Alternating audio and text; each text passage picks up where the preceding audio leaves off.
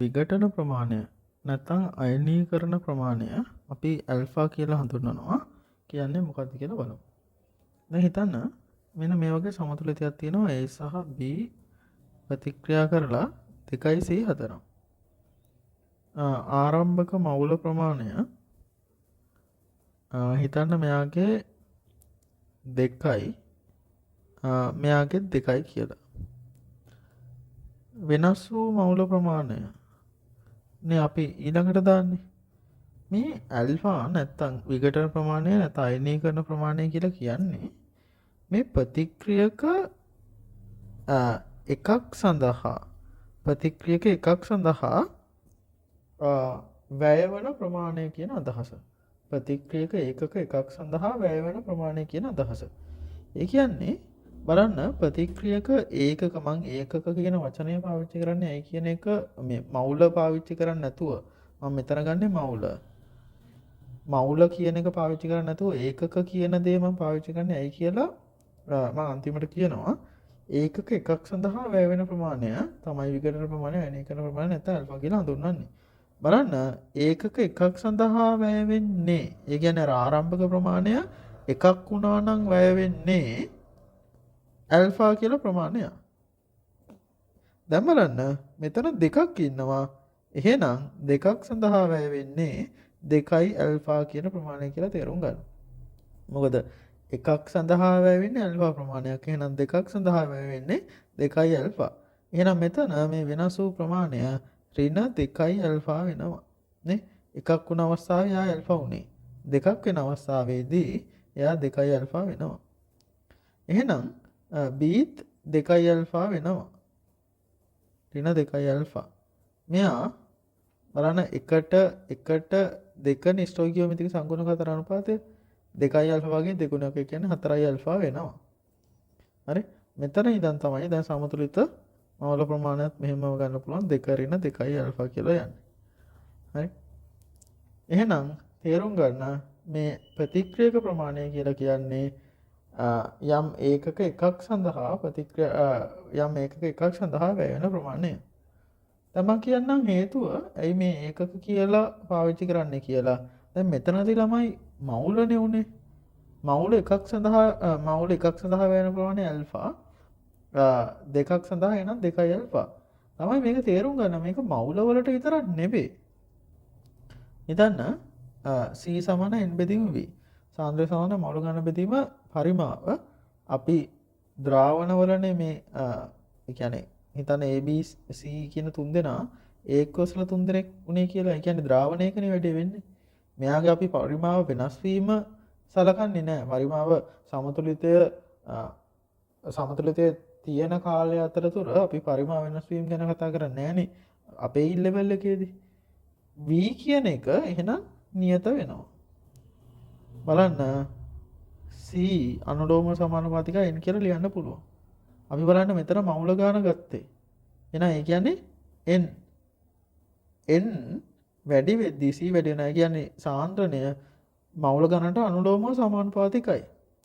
ඒක නිසා තමයි ওই විඝටන ප්‍රමාණය නැත්නම් ඇල්ෆා කියන එකේ නාට මවුලම විතරක් නෙවෙයි සාන්ද්‍රණය වුණත් කතා වෙච්චරම තමයි. ඒ කියන්නේ හිතන්න දැන් මෙතන මවුල දෙකක් නෙගත්තේ ආරම්භක ඒකේනා සාන්ද්‍රණයක් කියලා මවුල ගන්න ඩෙසිමීටරයට එකක් වුණා කියලා. හරි.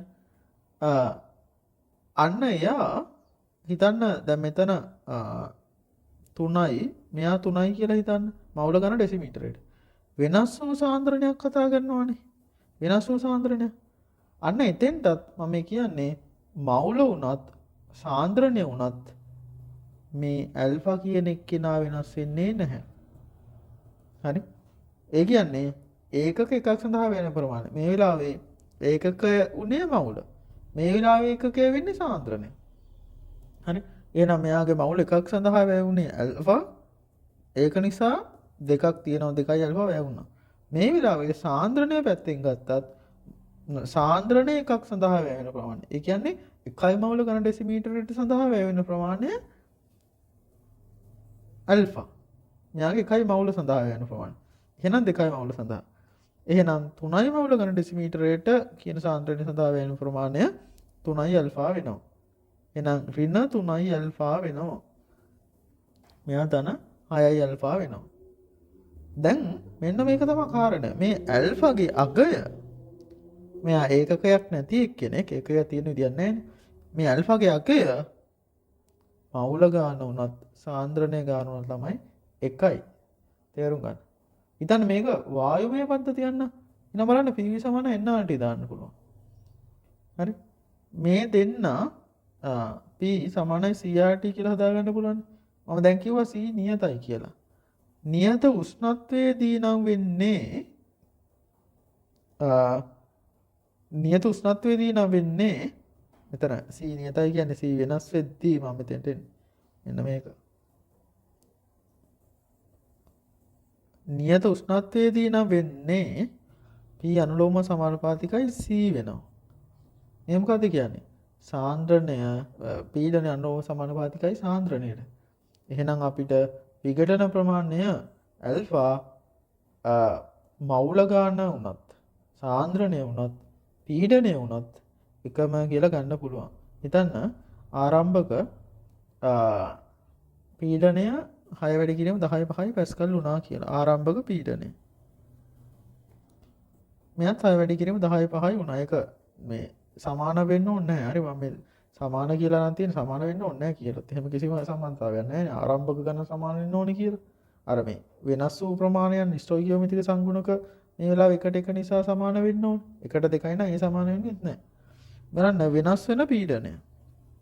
වෙනස් වන පීඩනය. බලන්න මම මේ කියන්නේ ඇල්ෆා වෙනස් වෙන්නේ නැහැ. ඇල්ෆා කියලා කියන්නේ ඒකක එකකට කියන්නේ පීඩන ඒකක එකකට වැය වෙන ප්‍රමාණය ඇල්ෆා. එහෙනම් 6 වැඩි කිරීම 10/5යි ඒකක ප්‍රමාණයකට කොච්චර වැය වෙනවාද කියන එක. ඒක නිසා තමයි මෙතන වෙනස් වෙන ගන්න වෙන්නේ ඍණ 6 වැඩි කිරීම 10/5යි ඇල්ෆා කියලා. මෙයත් ඒ ගන්න වෙනවා. බලලම එහෙනම් තේරුම් ගන්න මේ විඝටන ප්‍රමාණය කියන එක තයිනීකරණ ප්‍රමාණය ඉංග්‍රීසි වලින් කියන extent of ionization නැත්නම් degree of ionization කියලා. අන්න එයා ඔය විඝටන ප්‍රමාණය නැත්නම් ඔක ළමයි පටල ගන්නවා විඝටන ප්‍රමාණය මේ සම්පූර්ණ එකතුවත් එක්ක. ඒකෙන්ද ඒක හරියටම තේරුම් ගන්න. විඝටන ප්‍රමාණය කියන්නේ මොකද්ද කියලා. එයා මවුල වලින් ගියත්, සාන්ද්‍රණයෙන් ගියත්, පීඩනයෙන් ගියත් එයා වෙනස් වෙන්නේ නැහැ. අන්න ඒක තමයි සාරාංශය විදිහට තේරුම් ගන්න ඕන.